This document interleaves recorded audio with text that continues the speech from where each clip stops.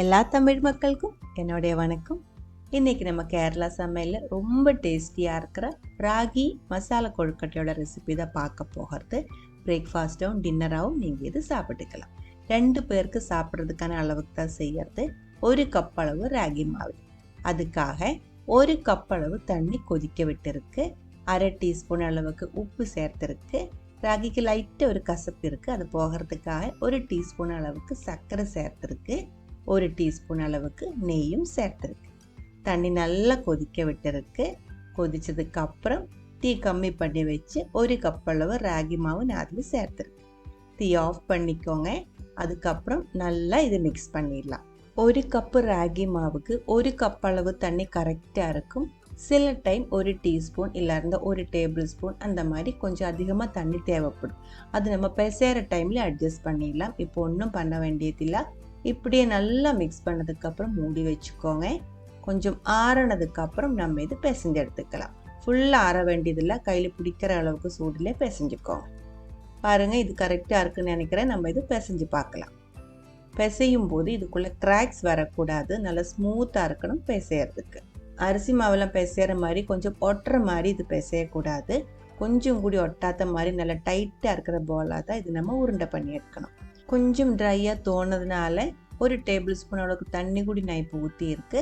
அதுக்கப்புறம் கிராக்ஸ் எதுவுமே இல்லாமல் நல்லா டைட்டாக இருக்கிற ஸ்மூத்தாக இருக்கிற ராகி போல் ஒன்று ரெடி பண்ணி எடுத்து வச்சுருக்கு. அடுத்தது இதிலிருந்து கொஞ்சம் கொஞ்சம் சின்ன சின்ன போலை இதே மாதிரி நம்ம உருண்டை பண்ணி எடுக்கணும். கொஞ்சம் கொஞ்சமாக மாவு எடுத்து சின்ன நெல்லிக்காய் சைஸ் இருக்கு இல்லைங்களா, அந்த அளவுக்கு சின்ன சின்ன போலை உருண்டை பண்ணி எடுத்துக்கோங்க. பெரிய போலாக ரெடி பண்ணுறதோட சின்ன போலுக்கு தான் எப்போவுமே டேஸ்ட்டாக இருக்கும். அப்போ தான் மசாலா சேர்த்து சாப்பிடும்போது கரெக்டான அளவுக்கு மசாலா இந்த உருண்டையும் சேர்ந்து நல்லா டேஸ்டியாக இருக்கும். கொஞ்சம் கூடி ஒட்டாமல் ஸ்மூத்தாக இருக்கிற ராகி போல்ஸ் இதே மாதிரி ரெடி பண்ணி எடுத்து வச்சுக்கோங்க. அடுத்தது நம்ம இது வேக வைக்கணும். ஆவியில் வேக வைக்காமல் நேரடியாக நம்ம மசாலாக்குள்ளே போட்டு தான் இதை வேக வைக்கிறது.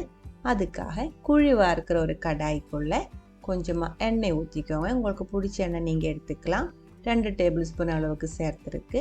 1 டீஸ்பூன் அளவுக்கு கடுகு, கொஞ்சம் கருவேப்பிலை, ஒரு பெரிய சைஸ் வெங்காயம் சின்ன பீஸாக கட் பண்ணது, காரத்துக்கு தகுந்த மாதிரி பச்சை மிளகாய் 2 பச்சை மிளகாய் நான் சேர்த்துருக்கு. சாஃப்டாக வர வரைக்கும் வதக்கிக்கோங்க. அதுக்கப்புறம் 1/2 டீஸ்பூன் அளவுக்கு மஞ்சள்தூள், 2 டீஸ்பூன் அளவுக்கு மிளகாய்த்தூள், வரமிளகாய் பவுடர், உங்களுக்கு காரம் வேணால் அதுக்கு தகுந்த மாதிரி சேர்த்துக்கோங்க. கொஞ்சமாக உப்பு சேர்த்து மறுபடியும் ஒரு டைம் வதக்கி இருக்கு. மசாலையோட பச்சை மணம் போனதுக்கு அப்புறம் 1/2 டீஸ்பூன் அளவுக்கு சிக்கன் மசாலா பவுடர் தான் நான் சேர்த்துருக்கேன். ஏதாவது ஒரு கறி மசாலா பவுடர் நீங்கள் சேர்த்துக்கலாம். கரம் மசாலா பவுடர் சேர்த்துக்கலாம், இல்லைன்னா பிரியாணி மசாலா பவுடர் சேர்த்துக்கலாம். இப்போ நான் சேர்த்த மாதிரி chicken masala powder, sambar masala powder, அப்புறம் என்ன கறி மசாலா பவுடர், அந்த மாதிரி ஏதாவது ஒரு பவுடர் சேர்த்துக்கோங்க. 2 கப் அளவு தண்ணி அதுக்குள்ளே ஊற்றி இருக்கு. 2 டேபிள் ஸ்பூன் அளவுக்கு துருவன தேங்காயும் நான் அதுக்குள்ளே சேர்த்துருக்கு. நல்லா கலக்கி விட்டதுக்கப்புறம் உப்பு செக் பண்ணிக்கோங்க, கம்மியாக இருந்தால் சேர்த்துக்கலாம். மசாலா தண்ணி நல்லா கொதிச்சதுக்கப்புறம் ராகி பால்ஸ் இதுக்குள்ளே சேர்த்துக்கோங்க. தீ மீடியம் ஃப்ளேம்லேயே வச்சுக்கலாம். நம்ம இந்த ராகி பால் ஆவியில் வேக வைக்காமல் டைரெக்டாக தான் சேர்க்கிறது. இந்த மாதிரி இது வேகிறதுக்கான தண்ணி தான் 2 கப் அளவுக்கு தண்ணி. இந்த 2 கப் அளவு தண்ணி மீடியம் லோ ஃப்ளேமில் தீ அட்ஜஸ்ட் பண்ணி வேக வச்செடுக்கணும். 10 நிமிஷத்துக்குள்ளே இந்த ராகி பால்ஸ் ரொம்ப சாஃப்டாக வெந்து கிடச்சிடும். நம்ம ஒன்று எடுத்து அமர்த்தி பார்க்கும்போது ரொம்ப சாஃப்டாக பஞ்சு மாதிரி இருக்கும். அந்த மாதிரி வெந்து கிடச்சதுக்கப்புறம் நம்ம இதுக்குள்ளே இன்னொரு ஐட்டம் சேர்க்க வேண்டியது இருக்குது. அதுதான் கொஞ்சம் ராகி மாவு. 1 டேபிள் ஸ்பூன் அளவுக்கு ராகி மாவு, 1/2 கப் அளவு தண்ணி ஊற்றி நல்லா கலக்கி எடுத்து வச்சுக்கோங்க. ராகி போல் நல்லா டைட்டாக நம்ம உருண்டை பண்ணியிருக்கிறதுனால நம்ம அந்த மசாலா தண்ணி அந்த அளவுக்கு திக்காக இருக்காது.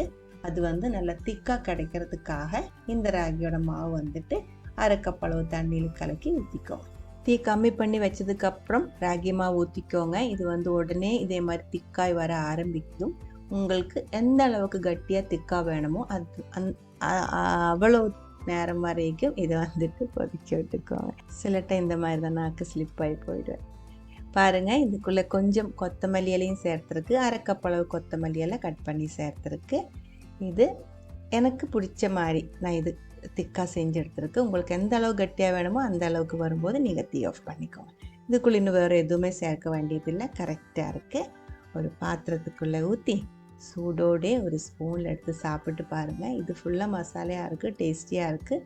சைட் டிஷ் எதுவுமே தேவையில்லை. சூடாக இருக்கிற டீ கூட சாப்பிட்டு பாருங்கள். கண்டிப்பாக உங்களுக்கு இது பிடிக்கும். ட்ரை பண்ணி பாருங்கள். அதுக்கப்புறம் உங்களுடைய கமெண்ட்ஸ் எல்லாம் சொல்லிடுங்க. இந்த சமையல் பிடிக்கிற ஃப்ரெண்ட்ஸுக்கு மறக்காமல் ஷேர் பண்ணி விட்டுக்கோங்க.